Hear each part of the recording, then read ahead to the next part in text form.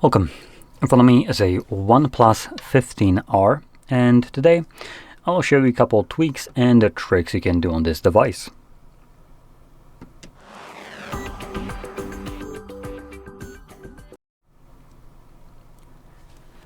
So let's get started by navigating into our settings and just starting off with something like the home screen, lock screen, and style. Now in here we have a couple options, pre-made options to choose the look and feel.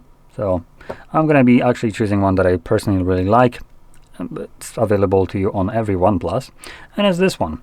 So you can tap on apply to automatically set it up, or you can also tap on the actual image itself, and this will allow you to edit it. As you can see, there's a little bit of animation behind it, and you can also see this kind of neat effect where the mountain is cutting into the time. Now if you start zooming it in, you can see you can increase that.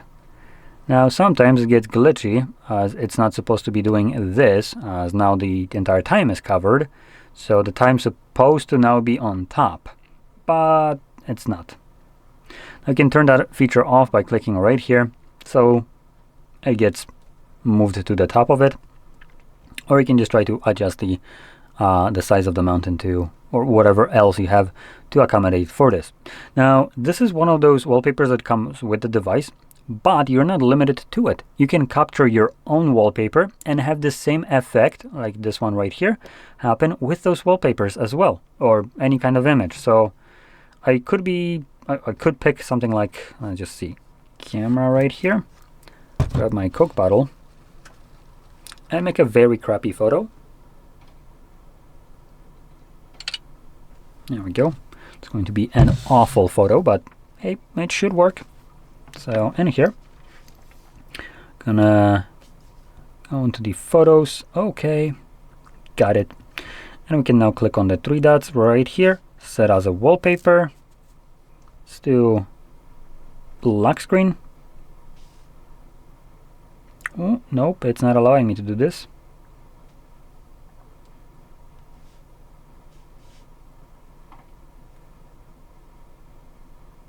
Alright, so I think I might need to install the depth right here to add it, but because I don't have internet connection right now, it won't let me. But typically this should be possible for you to do, like it is right here. So anyway, from here you can obviously select apply. Now when you do, it also will ask you if you want to apply any of these changes also to the always on display. It's completely up to you. Always on display here isn't that great, and I will show you in a second. So when we scroll down now, we have options to one of those things, edit the always on display. So here you can see we have toggle to turn it on, as well as some options right here. So you can choose how always on display is displaying. Now it's barely visible, but here we actually have a wallpaper, the same one that we have right now on our lock screen and home screen. This one is just a black background fully. Now for power consumption, the black backgrounds will be better for you, as your battery will last a little bit longer, as there's less content that needs to be lit up on the screen, so less power consumption. So I'm gonna stick with this one. Now in the display settings we have the option to, oh no, never mind, I was wrong. We actually have options for always on display to be always on. So we have all day, schedule, and power saving. Now power saving, the always on display will not be shown if the phone has been stationary for a while.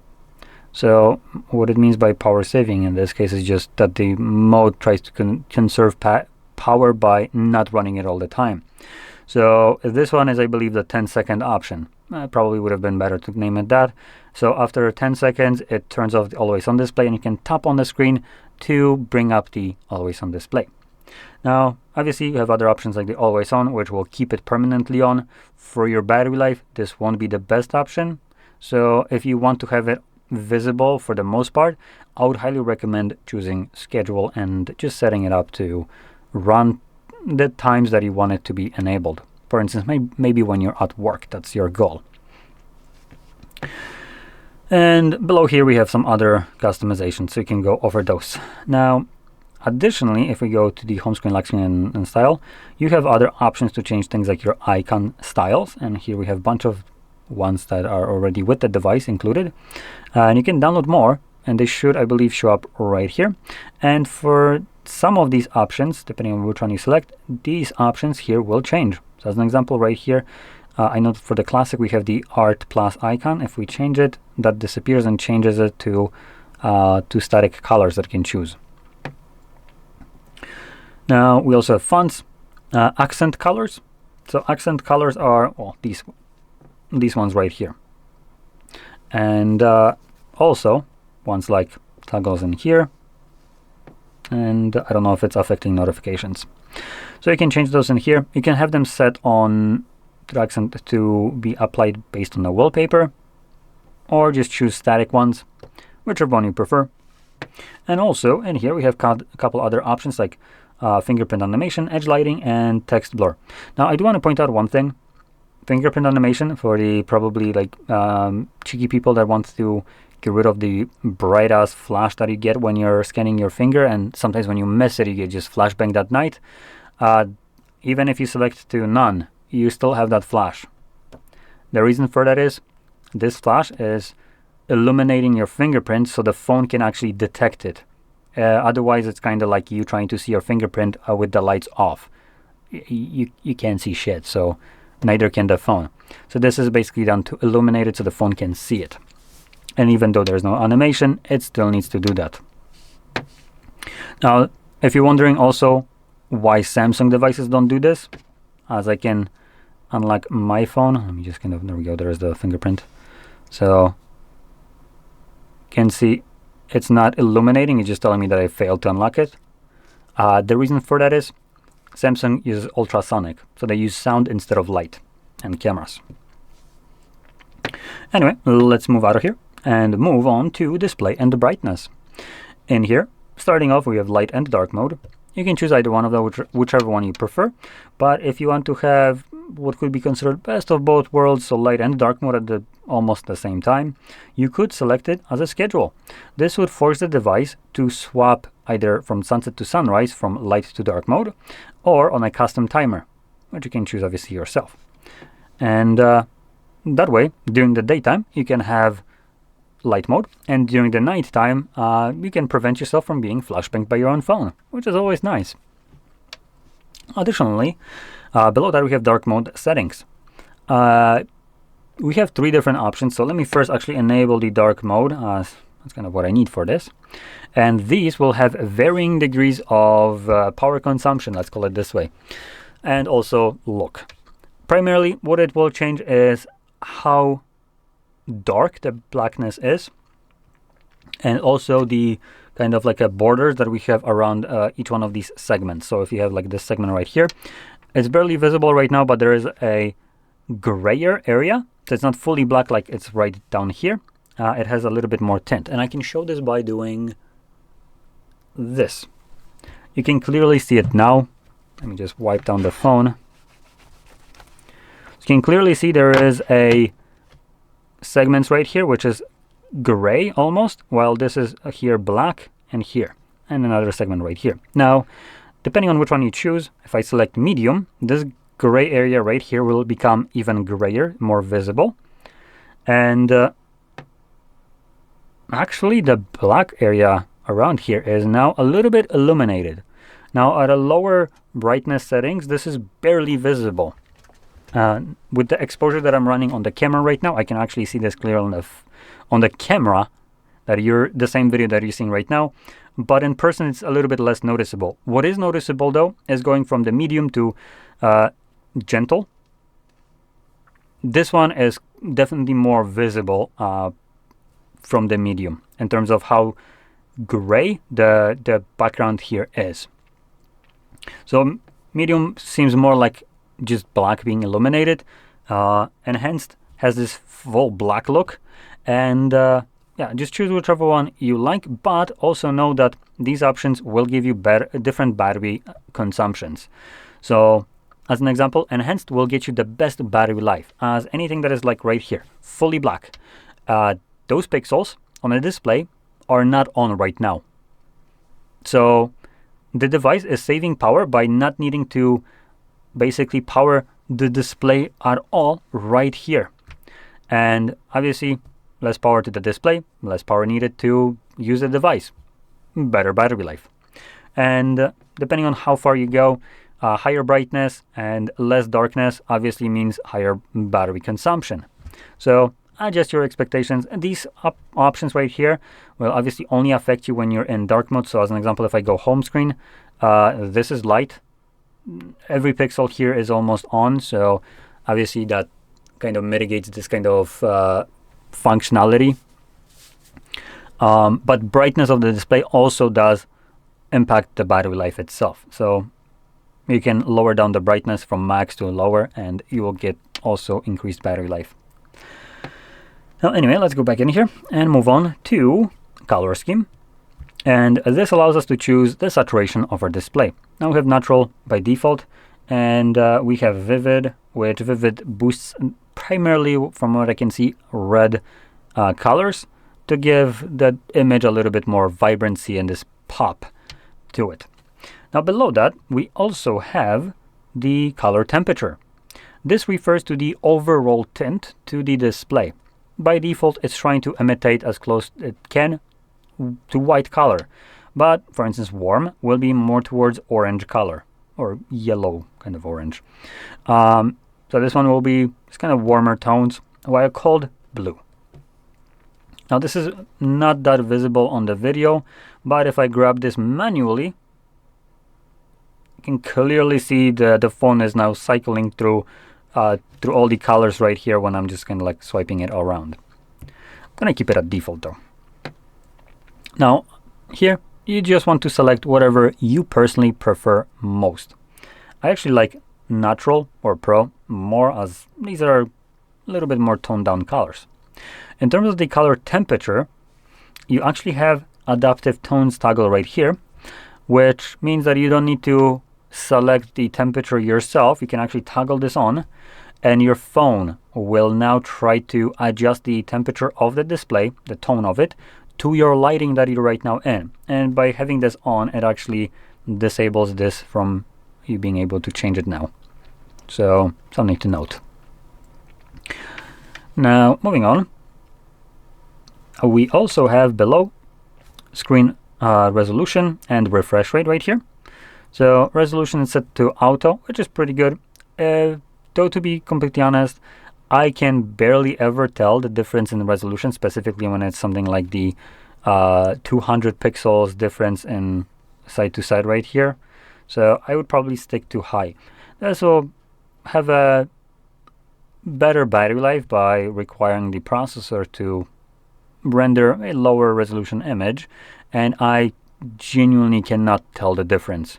So that's what I would select, but at the end of the day, it's up to you.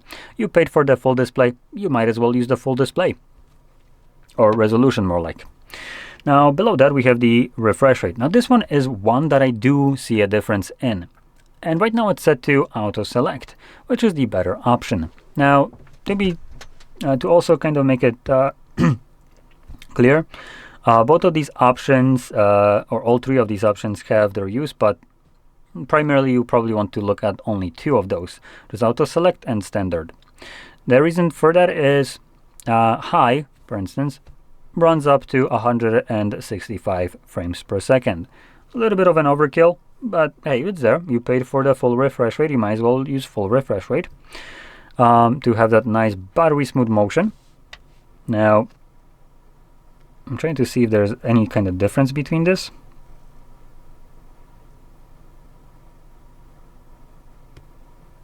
I think there might be, actually. Can't really tell.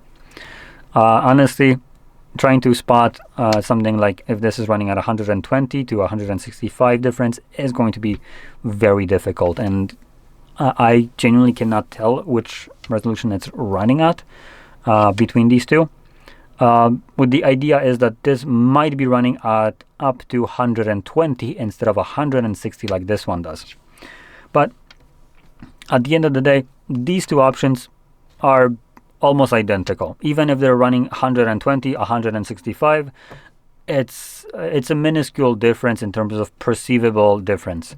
I can't tell the difference, and this will sound a little bit stuck up my ass, but if I can tell a difference, majority of the people probably also won't be able to tell the difference. I am accustomed to, for instance, gaming on a high refresh rate monitor, so I do see definitely a difference between 120 and 60. That is like a night and day difference. And I'm pretty good at spotting refresh rates, relatively accurate numbers, and I just genuinely cannot tell if there's a difference between this. So if it goes over, this is locked to 120, then I can't tell you that there is more frame rates in reality, perceivably, to me. Possibly, they could all be running both at 165, that's why. But in any case, these two are exactly the same in this case, and really, it doesn't matter which one you choose. What does matter, though, is the power consumption. So if you can't see a difference between, if you take in consideration either one of those options, and you can't see a difference between standard compared to these two. Now, standard is awful to me. So if you can't tell a difference between standard and one of those, then I recommend sticking with standard. This will get you a better battery life.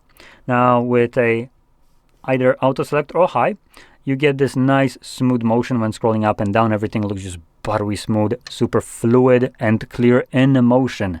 And your device will look much nicer when just scrolling through menus, like right here. This is all nicely smooth all throughout. And this is the only kind of upside to it. So if you can't see a difference to it between these options, stick with the 60, better battery life, at basically no perceivable cost to you. So moving on, let's not mistakenly click on options. Let's move over to notifications and quick settings. In here, we have status bar at the very top. Now, it's been toned down a little bit, which I don't personally like too much. So it's a little bit less accommodating for customization, but it still allows you to get rid of some options. Now, morally enough, one option that I just hate that it's hidden away from people is NFC. This shit is enabled by default on every device, and this is one of those functions that, for instance, you use for contactless payment. Would be freaking nice to know that this is enabled, so anyone that swipes over your phone when you're, I don't know, using it, could basically trigger a payment if that is set up. But this garbage is hidden away from you. So I despise this specific thing. Out of every option that they could have toggled away, they toggled one that is the most important one. Do you love getting scammed? Anyway, one option that I personally like to turn off is Bluetooth, as it's always on.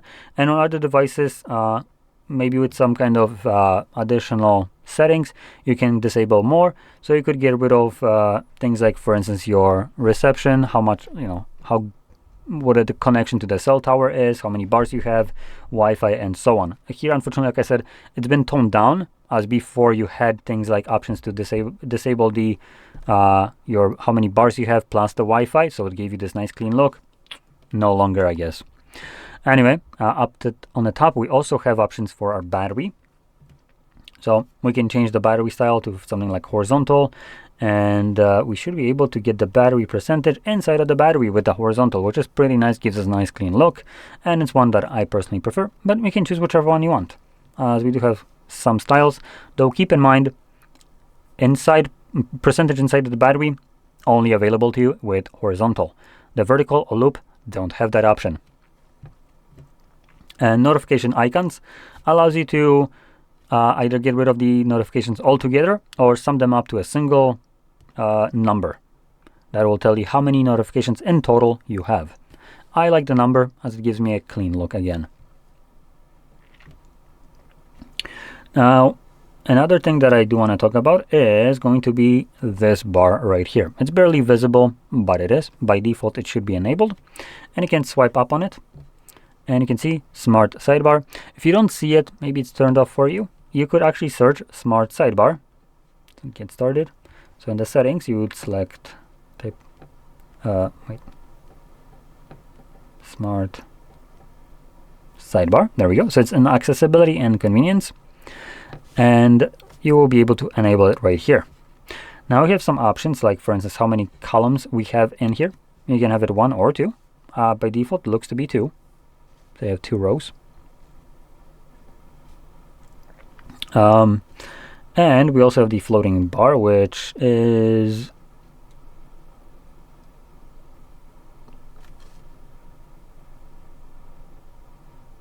I'm kind of confused. What does it change?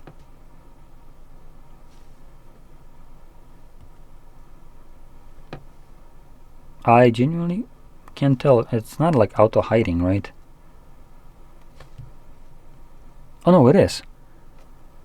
Okay, so you can actually have it auto hide. For some reason it stays up for a little bit too long. So you can see it can be hidden, and you can swipe up on it. There we go, if you swipe up correctly, obviously. And it will get pulled out. Now, one thing that I personally like to do with a hidden bar like this is to set it up by holding it. Should be able to move it around. Come on. Size. Oh, there we go. So you can edit it right here. So you can increase the size and you can move it. Personally, that's what I like to do, in the same location where the volume buttons are. So now I don't see it on the screen, but I know always to swipe up where the volume buttons are to pull it out. And I like to match it to the size of that. And talking about it, if we swipe it out, we can edit it. So we can add additional applications in here. This list can actually be scrollable if you add way more applications than can fit. And we can also not add all of them. We can view ones that aren't added and just pull them out from here, from all apps, similar to how your tray works. And on top of that, if you open up any application from here, it automatically gets opened into this pop-up view, which you can resize, as you can see. And you can also click on the 3 dots and manage it. So you can do split view, meaning split screening. You can minimize it into an app head. You can full screen it or just straight up close it. I believe you can also do split screen by just holding it.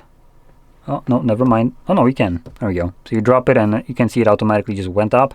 And now I can open up, let's do files. And voila. Now both of them are open.